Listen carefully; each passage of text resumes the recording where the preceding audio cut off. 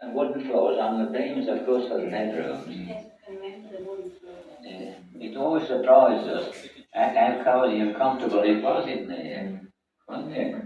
They heated just by stoves. Yes, and that's right, yeah. Fire, yeah. Did everything. I'm surprised at that time there wasn't any gas or electricity up there. Well, of course there was no bungalows being built up all around now, but it was all open fields. It was all part of the edge. Towards the end, they did. Towards the end, I remember. Towards the end, along the Down the path to the well. So there was nobody else living in the rock apart from your uncle and nobody in the bottom houses at all, right out of the bottom. No, as far as I remember, there wasn't at that stage. On the bottom field where we used to take the motorbike and sidecar, there was another rock house just in there, and he used to keep the chickens in there. He made it into a chicken run. Was that to the left or the right of the house?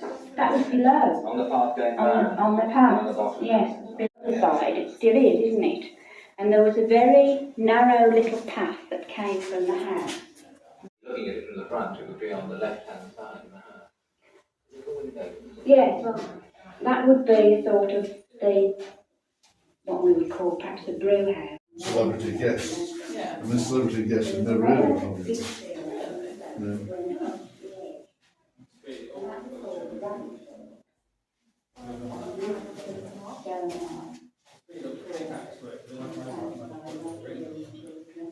And that's the balance, because it was just a mass of rabbit holes.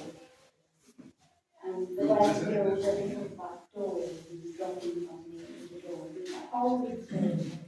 I don't remember the old quarter of the tractor or shop them. It used to roll like